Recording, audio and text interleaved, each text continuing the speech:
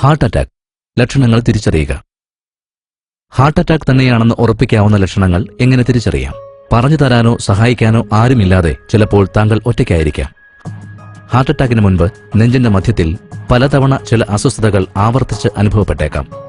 അസ്വസ്ഥതകൾ ഇവയാവാം: നെഞ്ചിൽ ഒരുതരം ഭാരം, നെഞ്ചിന്റെ മധ്യത്തിൽ ഞെക്കിപ്പിടിക്കുന്ന അനുഭവം, നെഞ്ച് നിറഞ്ഞു നിൽക്കുന്ന തോന്നൽ, വളരെ കൂടിയതോ കുറഞ്ഞതോ ആയ വേദന, ദഹനക്കേടോ നെഞ്ചരിച്ചിലോ ഉണ്ടാകുമ്പോഴത്തെ അസ്വസ്ഥത. ചിലരിൽ അസ്വസ്ഥത സാവധാനം വർദ്ധിക്കുന്നു, ചിലരിൽ അത് വേഗം മൂർച്ഛിക്കുന്നു.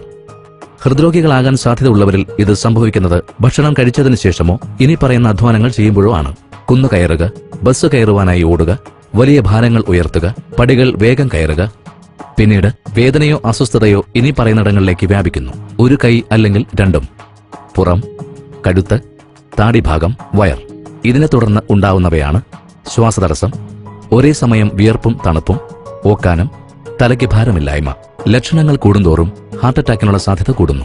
ഒപ്പം അറ്റാക്ക് കൂടുതൽ ഗുരുതരവുമാക്കുന്നു. എല്ലാവരിലും എല്ലാ ലക്ഷണങ്ങളും ഉണ്ടായിക്കൊള്ളണമെന്നില്ല.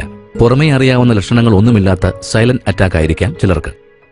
വയസ്സായവർക്ക് മാത്രമേ ഹാർട്ട് അറ്റാക്ക് ഉണ്ടാകൂ എന്ന് കരുതരുത്. 20-30 വയസ്സുകളിൽ പോലും ഹാർട്ട് അറ്റാക്ക് ഉണ്ടാകാം.